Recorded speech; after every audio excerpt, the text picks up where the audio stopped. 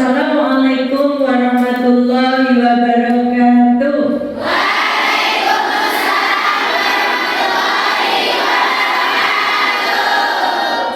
Inna hamdalillah nahmaduhu wa nasta'inuhu wa nastaghfiruhu wa na'udzu billahi min syururi anfusina wa min sayyiati a'malina. Asyhadu an la ilaha illallah wa asyhadu anna Muhammadar Rasulullah.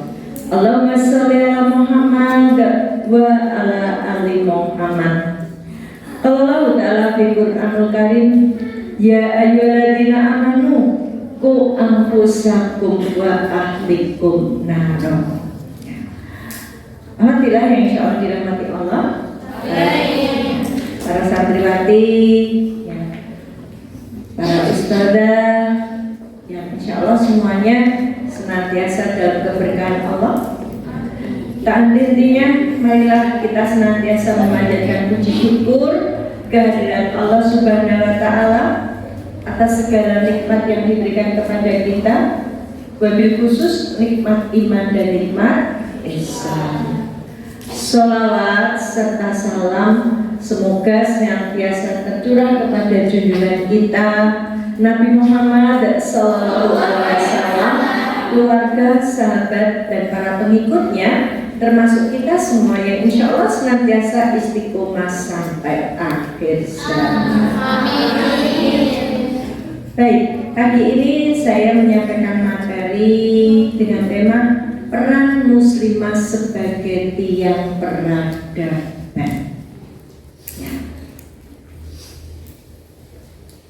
Kenapa saya menyampaikan materi ini?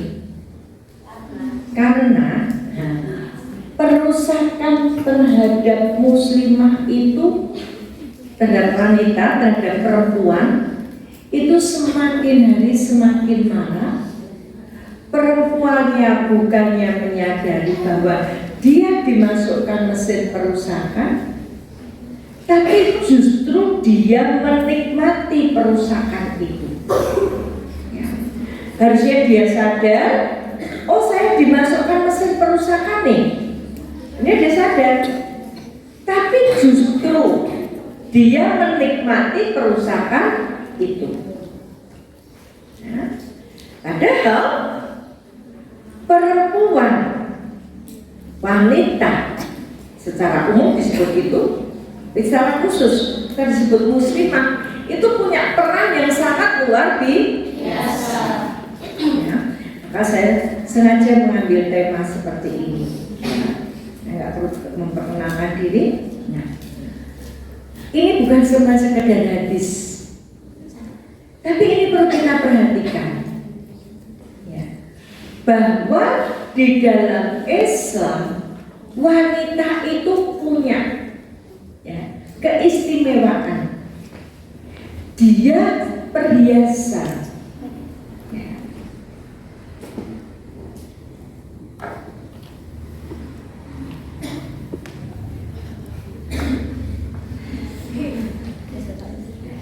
Dia perhiasan yang terindah. Itu seorang wanita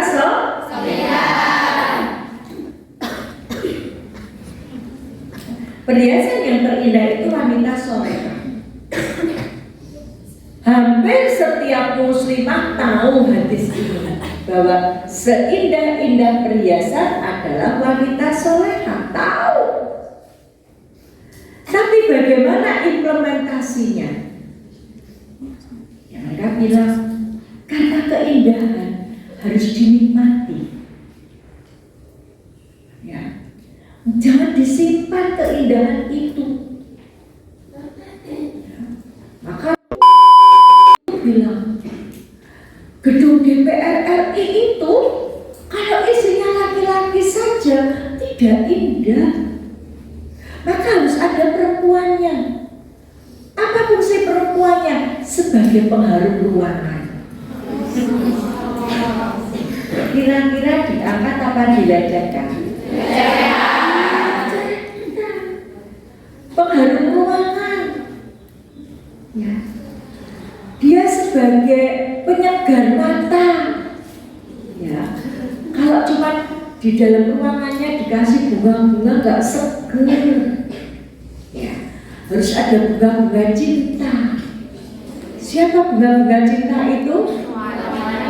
Laki-laki perempuan. Nah, dan perempuan atau wanita atau muslimah yang ada di DPR itu tidak sepenuhnya mereka itu pejuang-pejuang yang memperjuangkan Islam. Ya, tidak sepenuhnya.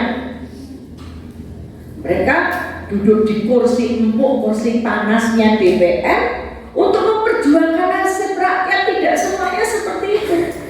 Ada yang tadi perannya sebagai pengharum ruangan, ada yang perannya sebagai penyejuk pandangan, enak dilihat dengan pakaian yang seksi. Ya. Kalau memang itu menghargai perempuan, kenapa di DPR jatah perempuan cuma 30%?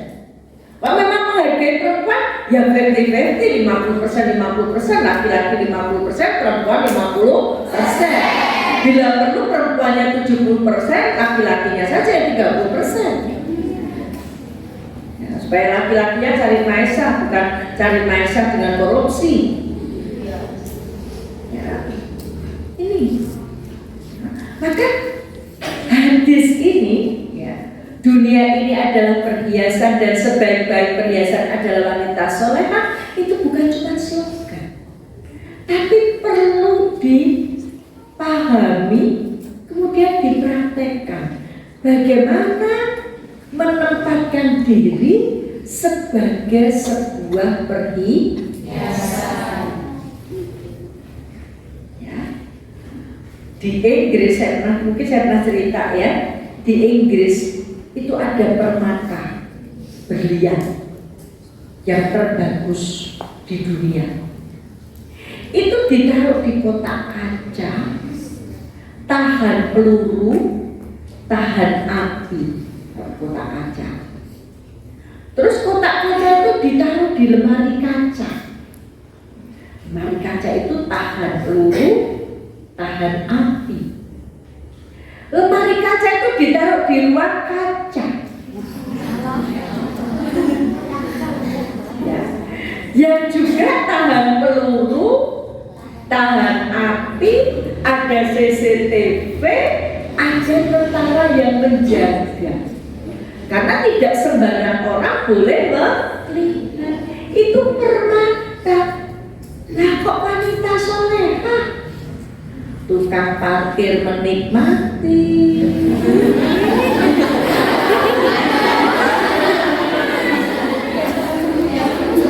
supir tas menikmati, ya, yang bukan miliknya. Karena apa? Wah, ya, dandanannya. Wah, sini kayak Star Trek gitu juga, ada Star Trek kan, alisnya sininya habis dipukuli merah gitu, sininya biru, pakai bajunya pinjem kaosnya adiknya yang bayi.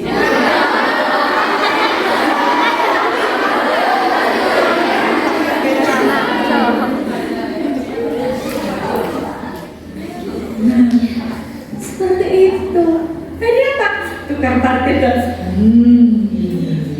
ya. Ini. Maka antungan yang ada di pondok, Anda beruntung loh ya, bisa menikmati belajar di pondok. Saya ini pengen banget loh. Saya dulu bilang sama Ustadz Rosti yang di Darussalam, Ustadz, saya nanti kalau pensiun, saya mau mondok kulit, jadi santri kalong, jadi tidak tinggal di pondok. Boleh? Silakan. Tapi saya bagi waktunya ternyata masih susah. Jadi Antuna beruntung untung loh ya di pondok ini ilmu dunia dapat, apalagi ilmu maka jangan bilang aku di pondok kan cuma mengikuti keinginan abiku sama umiku. Kalau punya persepsi seperti itu segera dirubah. Ya, yang punya persepsi seperti itu segera dirubah. Mindsetnya dirubah bahwa saya di pondok karena saya ini akan menjadi tiang, bukan tiang-tiang pulau, tiang manusia, akan menjadi tonggak sebuah peradaban. Maka saya harus mempersiapkan diri. Sehingga apa? Yang ketika masuk pondok baperan, ya mas, dikit-dikit nangis, menyendiri, ya. Sekarang don't worry, be happy, iya kan? Don't worry, be happy, senang di pondok gitu, ya. Oke. Lanjutnya, Allah menciptakan perempuan itu dengan kodratnya, ya Allah sebagai perempuan. Dia dikaruniai berbagai kelebihan yang tidak dimiliki laki-laki. Ya. Kalau secara ilmu biologi, laki-laki itu kromosomnya X dan Y, kromosom laki-laki. Oh, belajar biologi ya. Sementara perempuan itu kromosomnya X dan X. Ya, kalau laki-laki X dan Y. Kalau perempuan X dan X. Dulu waktu saya dulu nggak belajar biologi ya. Karena sekolah saya STM, jurusan saya listrik, jadi saya nggak belajar biologi. Kapan saya belajar biologi? Ketika saya kuliah. Karena saya anak teknik, ya, maka saya harus belajar, ya, tentang biologi tadi, ya, tentang sosiologi untuk menyeimbangkan otak kiri dan otak kanannya. Ya.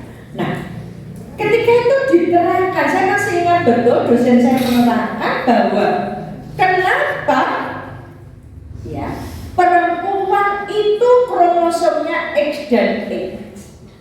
Karena perempuan itu harus kuat. Harus kuat. Coba umi kalian di rumah dari pagi nih. Kalian perhatikan besok kalau pulang perhatiin umi kalian ya, dari pagi kan pulangnya besok masih keadaan Ramadan toh mesti umi kalian yang bangun duluan dan kalian bangun duluan nyiapin sahurnya sudah siap baru kalian dibangun. Selesai sahur, udah ngurusin cucian, bersih-bersih rumah. Ya. Padahal malamnya adik kalian minta dilayani umi kalian. Pagi harus melayani keluarga.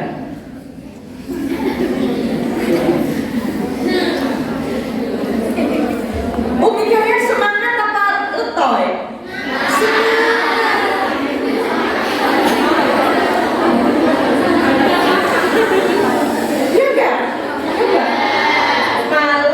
Kalian kan sudah saya anggap sudah masuk dewasa nih. Malam besok kalian juga gitu kalau kayak gini. Ya, kalau jadi istri malam melayani suami. Ya dah.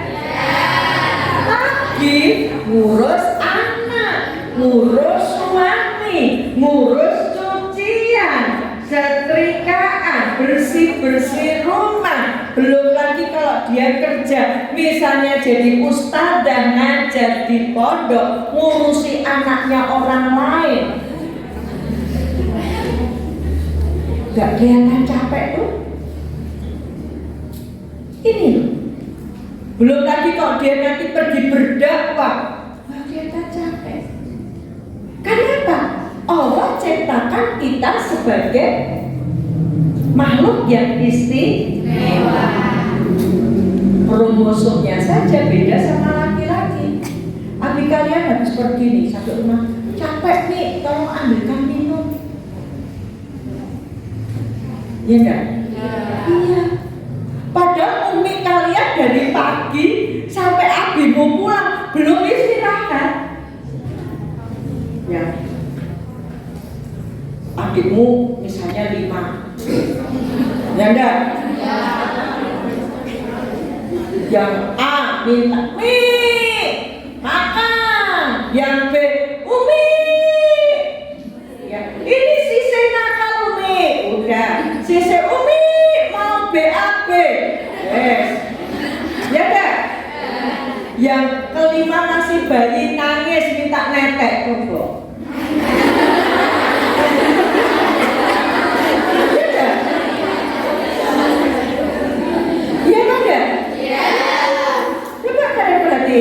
Abimu datang, Mi, minumnya mana? Ya enggak? Maka harusnya kita jangan, enggak enak dong jadi perempuan. Justru bersyukur jadi perempuan. Maka kalau dulu ada film ya, Superwoman. Nah, muslimah itu Superwoman, Superman, Superwoman. Kekuatan sama Allah. Maka kekuatan ini harus kita gunakan, ya, kita manfaatkan untuk apa? Untuk menolong agama Allah. Ia dikaruniakan berbagai kelebihan yang tidak dimiliki laki-laki. Laki-laki nggak melahirkan, perempuan melahirkan. Padahal orang melahirkan itu taruhannya nyawa. Laki-laki nggak hamil, perempuan hamil. Coba sudah hamil 7 bulan itu tidur miring gak enak, kiri gak enak, telentang capek, mau tengkurap gak bisa.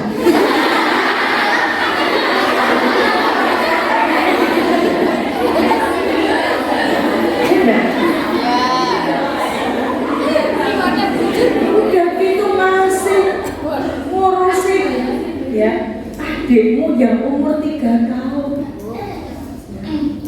Maka ini ia dikaruniai berbagai kelebihan yang tidak dimiliki laki-laki.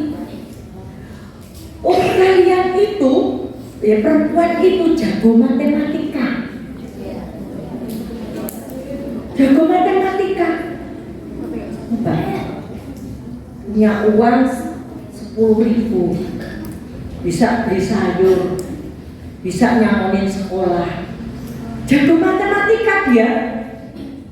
Dikasih uang sama suaminya 1 juta untuk bayar listrik, beli gas, beli beras sebulan, sayur, nyangonin anak sekolah. Bayangkan, itu kalau di matematika pakai matematikanya ahli matematika nggak bisa. Itulah kelebihan yang dikaruniakan Allah kepada perempuan yang tidak dimiliki laki-laki. Coba, wah, uangnya belanja mepet. Coba umi kamu bikin bakwan, ya, dibanyakin tepung, bapaknya dikasih toge, dikasih kovis, dikasih wortel, dikasih locang. Jadi banyak banget toh. Iya enggak? Iya. Udah enggak usah jajan, bikin nugget sendiri. Coba. Supaya apa? Ini tadi uang yang diberikan suaminya itu cukup untuk memenuhi kebutuhan. Maka jadi perempuan harus berdaya guna. Jangan enggak punya keterampilan. Saya kepepetnya ganti ban mobil bisa. Saya setir mobil ya sejak suami saya habis operasi prostat keluar kota, yang setir saya. Tahun lalu Ramadan begini saya ngisi pengajian ke Malang, yang setir saya tetap puasa walaupun sabar. Ya. Setir mobil bisa. Kepepetnya ganti ban mobil bisa. Bikin kue bisa. Kalau sekarang cuma sekarang waktu saya ya nggak bisa memenuhi semuanya. Bikin kastengel bisa, bikin nastar bisa. Ya, sop buntut saya beberapa hari yang lalu yang adain kebetulan ada acara buka puasa di rumah saya, bukan lagi pamer ya. Sop buntut sop iga saya enak. Mau. Ya nanti kalau Idul Adha dikumpulkan iga satunya saya masakin ya. Bisa saya. Listrik di rumah saya rewel, saya bisa memperbaiki.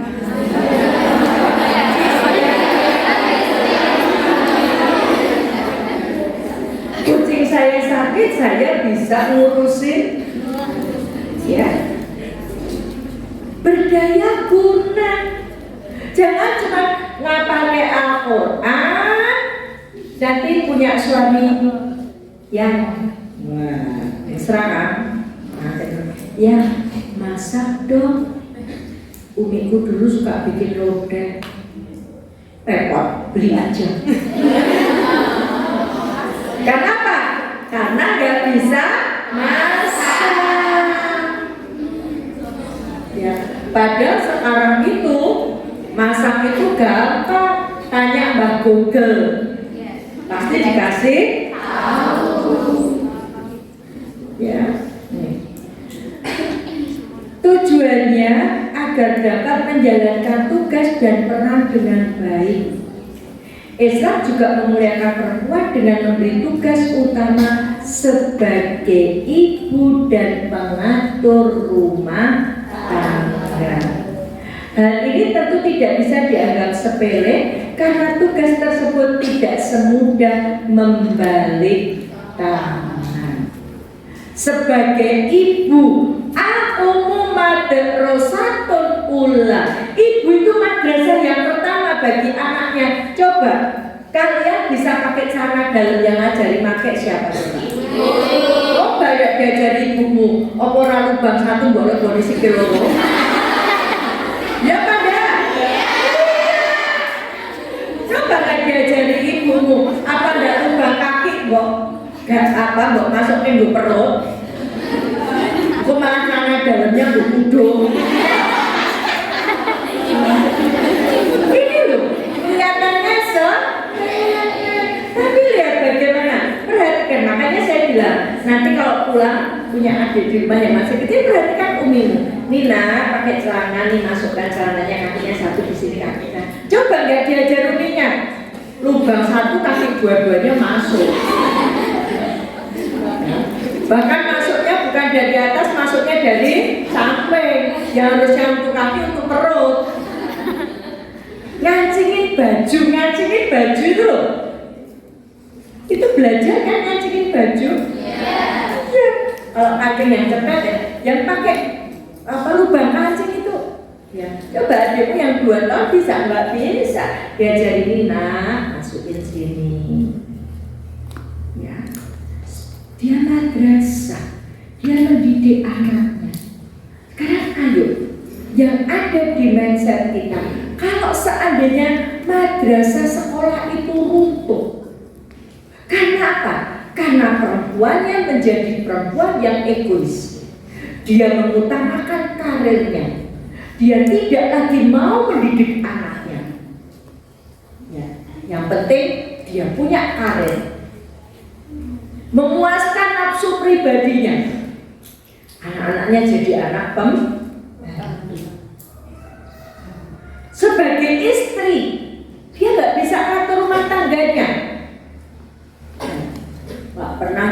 nyiapin makan buat suaminya, nggak pernah ngingetin suaminya untuk beribadah.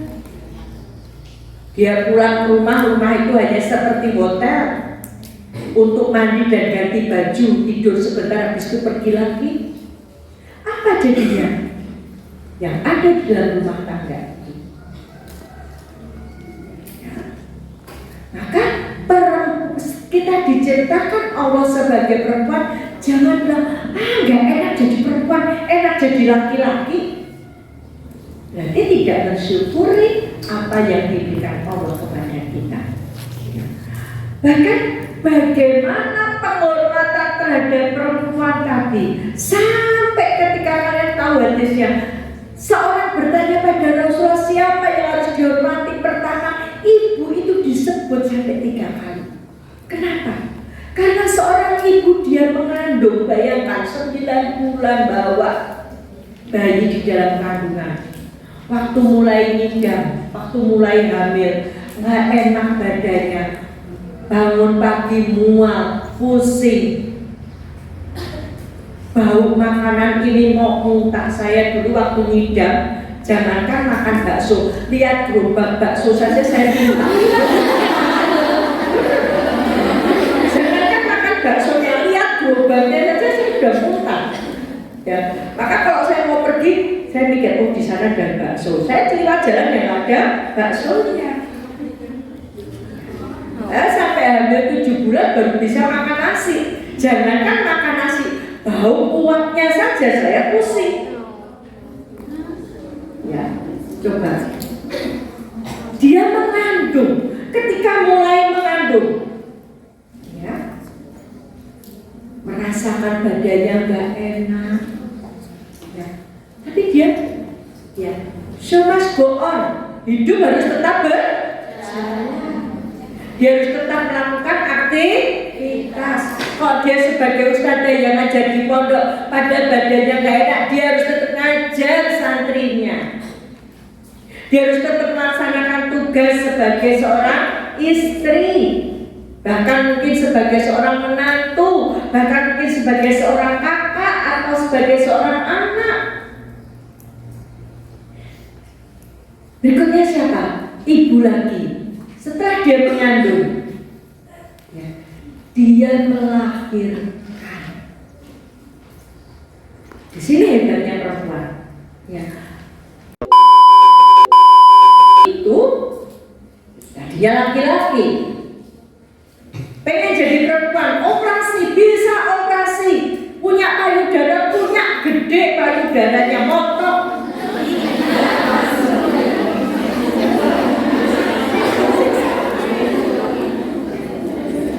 Apa yang dia tidak bisa, tidak punya kandungan. Ini istimewanya perempuan, dia punya kandungan, maka dia bisa hamil dan kemudian dia melahirkan. Setelah melahirkan tugasnya selesai? Enggak. Dia mendidik. Ya, dia mendidik maka muslimah itu sangat istimewa.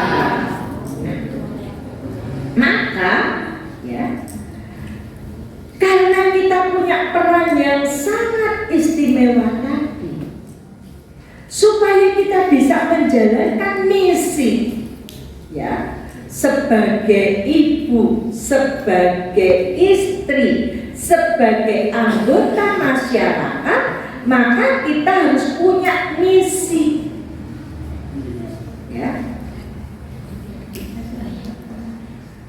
Misi itu ada di dalam Quran surat Ali Imran ayat 110. Kuntum khairu ummah ukhrijat linnas ta'muruna bil ma'ruf wa tanhauna 'anil munkar wa tu'minuna billah. Ini misi yang harus kita laksanakan. Allah memulai dengan kamu adalah umat yang terbaik. Gak main-main dong. Kamu adalah umat yang terbaik. Kalau di Kristen itu, ya, dalam Alkitab itu ada, kamu adalah imamat yang raja. bangsa yang terpilih. Maka dimanapun berada, mereka berusaha merajai. Padahal ini ayat ini bukan dari Allah, bukan dari Tuhan, tapi suratnya Paulus kepada salah satu temannya. Paulus itu orang Yahudi, ya, yang benci sekali terhadap ajaran Nabi Isa. Ya sayangku, saya ada di sini. Oke? Ya. Nah, Paulus itu seorang Yahudi yang benci sekali terhadap ajaran Nabi Isa. Ya. Maka dia mengajarkan Injil seakan-akan itu Injilnya Nabi Isa, padahal itu tulisan dia. Dia menulis kepada temannya. Dia bilang, kamu adalah imamat yang rajani, bangsa yang terpilih, bangsa kepunyaan Tuhan. Dia memompahkan semangat, ya, supaya apa? Supaya dimanapun berada merajai. Sementara kita, ya, kita ini Allah yang berfirman, kuntum khairu ummatin ukhrijat linnas. Kamu adalah umat yang terbaik yang dilahirkan untuk manusia. Apa tujuan keberadaan kita? Ya terlalu jauh, kurang dekat ya jadinya tulisannya kecil banget. Majuin coba Mbak. Terus maju lagi. Nah terus maju lagi terus. Biar tulisannya bisa gede. Nggak bisa.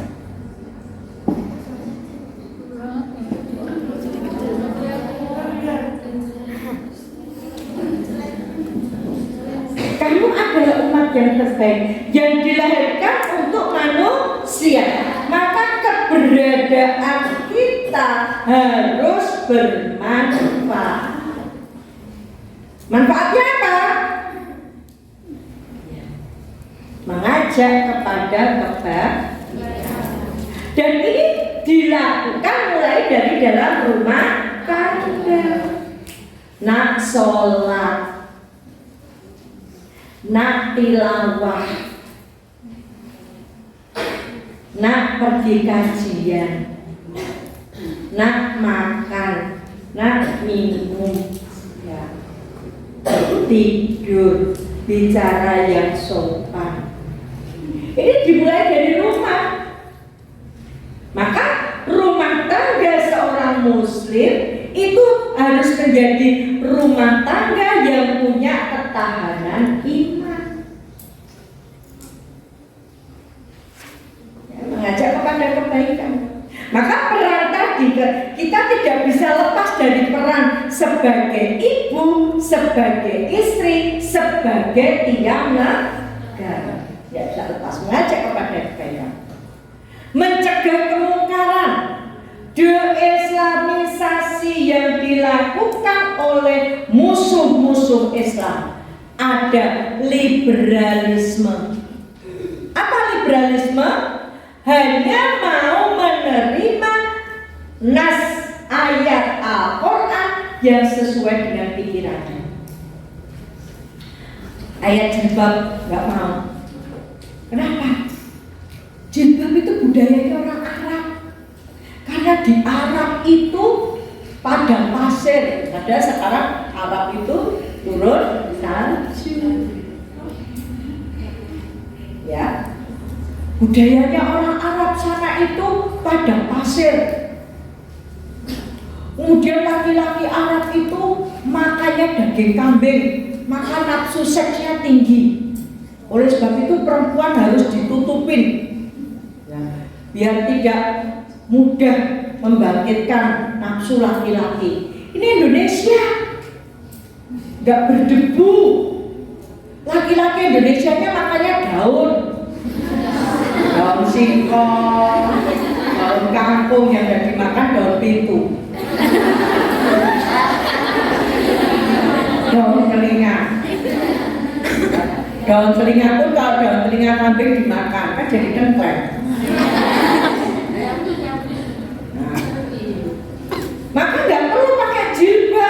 nggak perlu ditutupin kayak di Arab.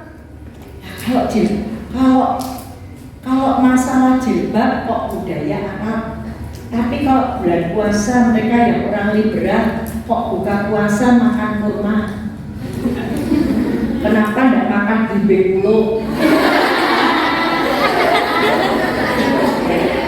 kok makannya kurma? Ya kan? Kenapa masalah jilbab dia bilang budaya Arab? Dan kenapa kurma tidak bilang oh itu kurma dari Arab? Maka kita buka puasa jangan pakai kurma, makan bimbe itu aja, bentuknya kayak kurma. Mereka mau liberal. Mereka nggak mau warisan laki-laki 2 perempuan 1. Mereka nggak mau sama. Perempuan kalau laki-laki 2 perempuan juga 2. Ini didukung oleh mereka aliran emansipasi. Tadi mengajak kepada mencegah saya sampai mana tadi? Liberalisme. Apa dia liberalisme? Hanya mau menerima ayat Al-Quran yang sesuai dengan pemikirannya. Ya. Nah, setelah liberalisme, apalagi bentuk penukaran?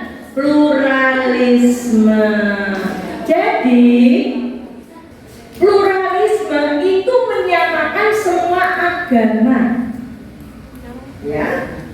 Nah, nanti ketika perpulangan terus ada pengajian di tempat masjid dekat kalian, terus ada yang ceramah bilang semua agama itu sama. Kita orang Islam nggak boleh fanatik. Ya.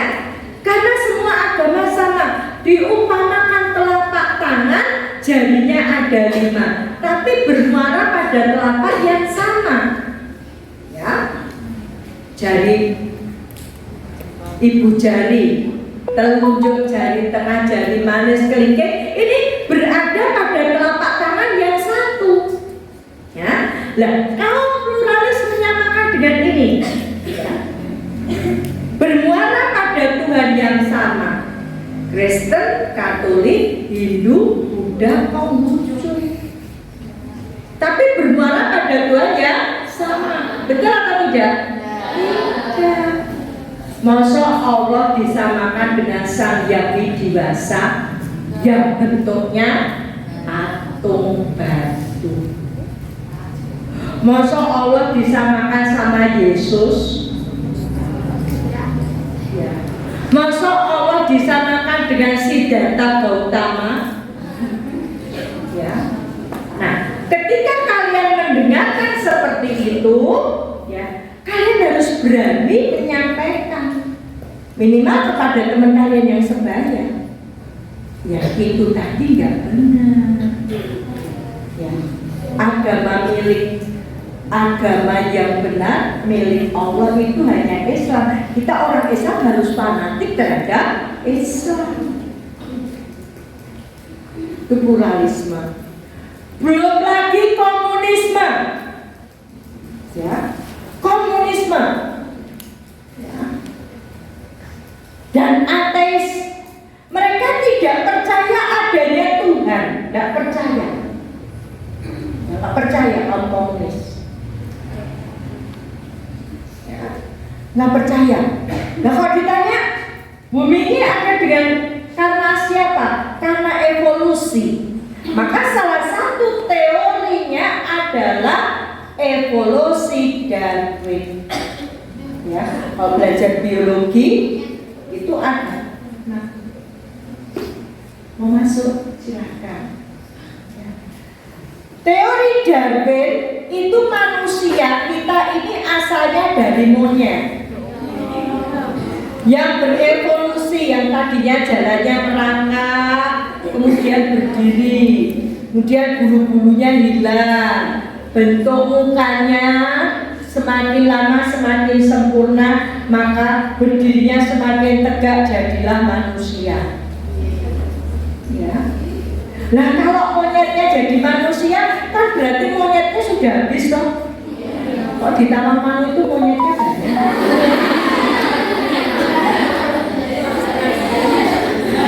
Di Taman Manu loh, di Grojogan Sewu itu monyetnya banyak. Kalau kita kembali ke sana itu, ya, kalau kita kembali ke sana itu, kalau pakai kacamata gini diambil sama monyetnya. Monyet naik ke atas kepala kita.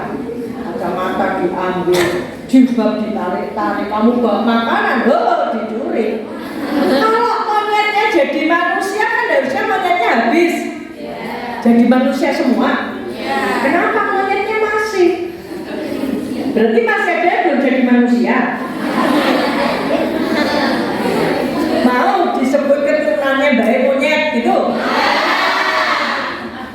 Ini mereka kaum komunis mengatakan dengan ajarannya, ya, salah satunya teori Darwin.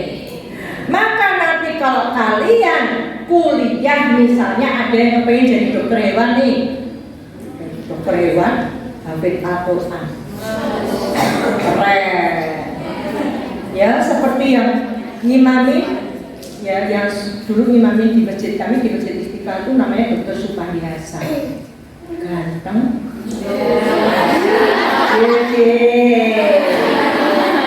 ya, hafid Al-Quran, suaranya bagus sekali, Masya Allah, dan cantik, soleha, dokter lagi. Siapa yang kepengen ngambil jadi menantu? Ya. Tapi kalau kalian misalnya kuliah di kedokteran ya kan? Ya. Kemudian dosen mengajarkan teori Darwin, maka harus berani meluruskan bahwa kita ini bukan evolusi dari monyet, tapi kita ini ciptaan Allah. Ini perusahaan badan Islam tadi lewat komunisme. Hati-hati, ya, hati-hati. Karena apa? Komunisme di Indonesia mulai bangkit. Di PKK, ibu-ibu, mereka bikin pengajian juga loh. Ibu-ibu, ibu diuji Allah enggak? Oh diuji, dia ya pakainya Allah, diuji. Ibu sudah sholat, sudah tahajud, sudah ujiannya hilang enggak? Enggak. Ibu hidupnya susah enggak? Susah. Ibu sudah berdoa terus, sudah. Nyatanya masih susah enggak? Masih. Berarti Tuhan itu ada enggak? Nah, kalau yang tidak paham agama, dia akan berkata iya juga ya. Pinternya kaum komunis. Untuk meraih kemenangan, apa yang dia lakukan, apa yang dilakukan oleh para kaum komunis, ya, mereka berusaha menjauhkan kita dari Al-Quran. Ya, maka di Indonesia mungkin kalian pernah mendengar Tuhan budaya. Hati-hati dengan kalau di desa-desa kalian mulai dihidup-hidupkan budaya-budaya yang dulu sudah tidak ada dihidup-hidupkan lagi. Ini upaya mereduksi ajaran Islam. Belum lagi kaum Zionis Yahudi. Ya. Tadi sudah liberalisme, pluralisme, komunisme, Zionisme. Kaum Zionis ini berusaha menguasai umat Islam. Caranya bagaimana? Dia menghancurkan akhlak Islam. Ya. Salah satu tokohnya Karl Marx, dia bilang untuk menghancurkan akhlak Islam, sarannya apa? Buatkan panggung sandiwara. Maka dulu Ahmad Albar ada, kamu belum lahir. penyanyi namanya Ahmad Albar, dia bikin lagu dunia ini panggung sandiwara, ceritanya udah suara saya dibuatkan panggung sandiwara. Dulu belum ada TV, sandiwaranya lewat radio, judulnya Butir-butir pasir di laut. Itu episodenya sampai ribuan. Wah, namanya kalau udah dengerin itu, wes yang Islam ada lewat. Karena apa? Ya, sandiwaranya itu diputernya menjelang maghrib. Ya, nah, butir-butir pasir di laut. Mulai ada TV hitam putih, ya. Sandiwaranya judulnya Keluarga Cemara, ya, Keluarga Cemara. Pemainnya namanya Maria Harti, dia seorang Katolik. Ya. Dibuatkan panggung sandiwara, wah kau udah lihat. Padahal Keluarga Cemara itu anak kecil senang, bapak ibu senang nonton itu, sampai nontonnya di kelurahan. Iya, karena TV-nya adanya di kelurahan, yang punya TV di rumah orang kaya. Lalu TV berwarna banyak yang punya, wah sandiwaranya bertambah-tambah macam-macam judulnya. Kemudian TV-nya berubah jadi TV berwarna. Sandiwaranya namanya jadi sinetron. Ada tukang bubur naik haji,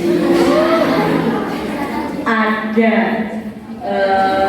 Islam KTP, sampai pada ikatan cinta, ada Mas Al, ya, ya deh, asik nonton, lupa ngaji, semakin dibawa. Kenapa dibuatkan panggung sandiwara? Orang dibuat seakan-akan hidupnya ada di sandiwara itu, ada di sinetron itu. Coba, orang tuamu pernah menyuruh pacaran? Tapi kenapa banyak anak muda pacaran? Kenapa? Dari tontonan tadi. Kalau tadinya cuma sinetron, kemudian ada HP Android, lewat YouTube, drakor, drama Korea. Apa yang disosialisasikan? Pacaran, ya. Kemudian rebutan pacar, perkelahian, permusuhan, kehidupan materialis, hedonis. Wah, lagu-lagu idolanya harusnya Rasulullah, idolanya So'o,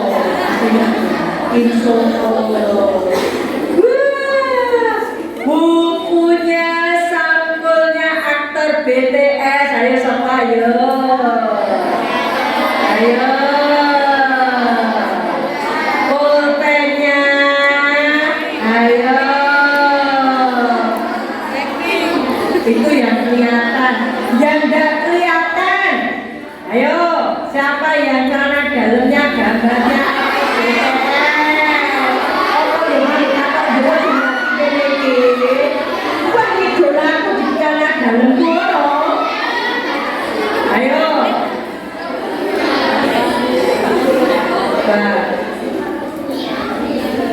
jadi kehidupannya materialis itu ulah kerjasama mereka bangsa Islam. Belum lagi kristenisasi dan pemurtadan, belum lagi seks bebas, pergaulan bebas. Itu kemungkaran yang ada di sekitar kita. Ya, maka harus punya misi di dalam kehidupan ini. Amar ma'ruf nahi munkar, bukan amar ma'ruf sambil munkar. STMJ, sholat terus maksiat. Kelihatannya tinggal di pondok, putri semua, perempuan semua, tapi ada yang yayangan. Loh, jangan bilang, masa ada kau Ustazah Dewi? Ada. Saya 3 bulan yang lalu, saya ngisi di Malang. Temanya sama dengan ini. Ya, selesai saya memberikan materi, ada yang tanya gini, dia manggilnya Bunda, Bun, aku boleh nggak sayang sama temanku sesama santriwati? Ya boleh kan, sesama muslim itu harus saling menyayangi. Bukan sayang sesama muslim, Bun, tapi sayang seperti kok perempuan sama laki-laki.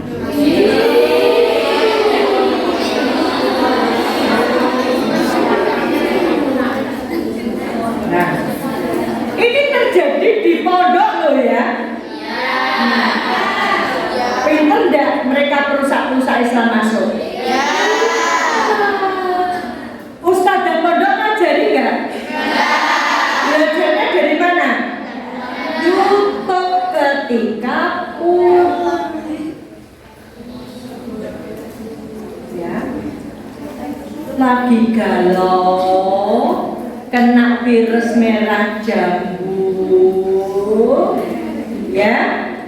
Kok pondoknya cewek semua, mulai deh merangkul temen ceweknya. Ini hati-hati loh ya, kalau sudah mulai rangkul-rangkulan, terus tangannya ini kemana-mana. Ya, kalau ada temenmu perempuan, sesama perempuan kok suka megangi payudaramu,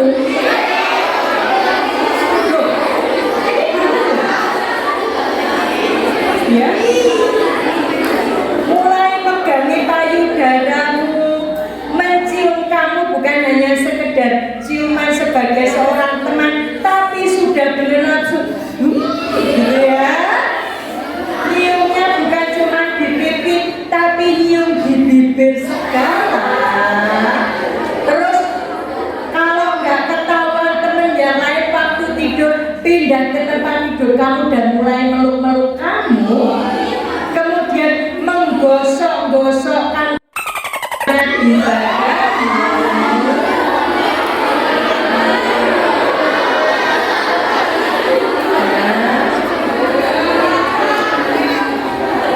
Apa yang kita lakukan?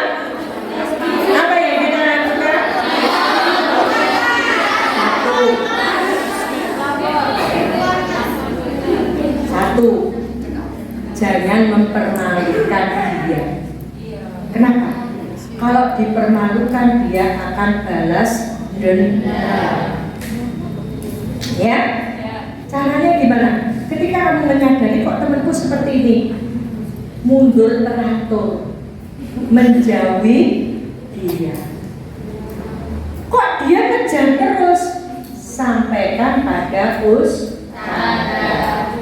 biar yang menangani karena saya pernah ngobrolnya nanti saya pernah menemui ya, di satu pondok, saya tidak perlu menyebutkan ya pondoknya. Ustazah menyampaikan ke saya, nanti tolong sampaikan kenapa santriwati kami ada yang kayak orang patah hati ya. Saya pendekatan ke dia, kenapa kamu di pondok dipaksa sama orang tua? Enggak, saya awalnya seneng. Dan terus kenapa kamu kok nggak semangat? Habis pacarku direbut dia. Loh, kamu di pondok kok bisa pacaran? Bukan, sesama santriwati.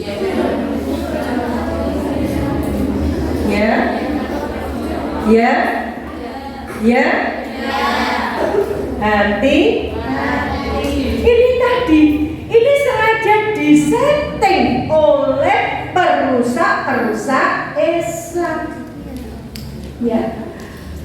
tidak heran ya, di pondok pesantren ada ustadz mensodomi santrinya, ada santriwati dengan santriwati, ada santri dengan santri, dan ini di blow up ya, di blow up lewat TV. Pondok pesantren ini ustaznya mencabuli, padahal di gereja pun terjadi. Pendeta menghamili jemaatnya yang di sekolah Alkitab itu, laki-laki sama perempuan pacaran, laki-laki dengan laki-laki, perempuan dengan perempuan, mereka juga terjadi. Tapi karena media massa, koran, TV, ya, Google dikuasai mereka, sehingga apa? Yang diceritakan yang Islam. Paham? Ya, ini tadi. Nah, jadi tadi saya berikan contoh kemungkaran, bahkan di pondok pun bisa terjadi kemungkaran. Kenapa ini bisa terjadi? Karena tidak pandai mengatur, memanage diri. Ya, kalau timbul rasa cinta itu fitrah, ya. Tapi jangan kemudian rasa cinta itu salah di dalam meletakkan. Kalau kamu lihat teman perempuanmu, kok hatimu bergetar, ya. Nah, kamu harus, oh saya harus istighfar, kalau perlu minta diruqyah. Iya. Kok kalau lihat perempuan kok saya tertarik, saya gemes, kemudian hati saya bergetar, segera banyak istighfar. Nah, saya memberikan contoh cara menghancurkan sebuah peradaban. Apa yang dilakukan oleh mereka perusak Islam? Yang pertama adalah menghancurkan tatanan keluarga. Ya, tatanan keluarga yang dihancurkan. Yang kedua, menghancurkan pendidikan. Yang ketiga, menghancurkan keteladanan dari orang-orang yang jadi panutan dan ulama.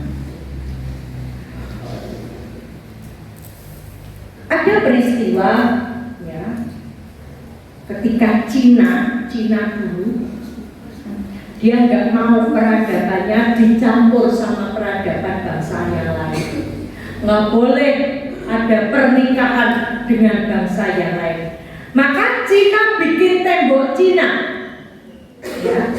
Tembok Cina itu sampai sekarang masih berdiri, padahal dibangun ratusan tahun yang lalu. Temboknya tebalnya 10 meter, ya, tembok Cina.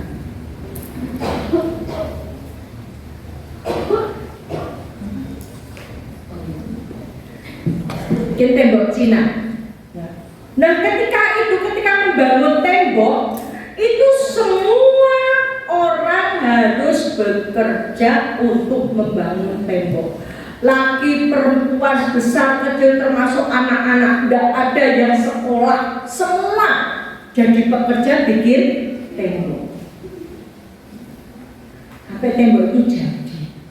Nah, 100 tahun kemudian setelah tembok itu jadi, ya, ketika terjadi peperangan, Cina mengalami kekalahan.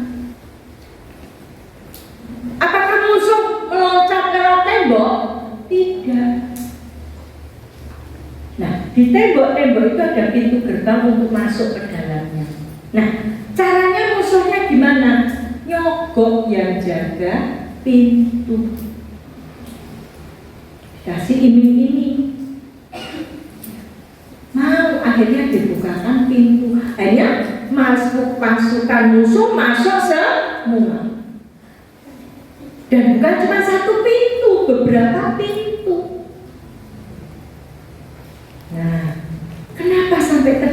seperti itu? Karena Cina ketika itu lupa membangun SDM-nya. Semua diarahkan kepada tembok, pembangunan tembok, lupa membina, lupa mempersiapkan masyarakatnya untuk membentengi dari pengaruh luar. Hancurlah peradaban Cina ketika itu. Ya, nah itu yang kemudian dilakukan oleh musuh-musuh Islam untuk menghancurkan peradaban. Ya, bagaimana caranya supaya bisa masuk membobol benteng akidah ini? Caranya dijauhkan dari sumber ilmu, yaitu Al-Quran.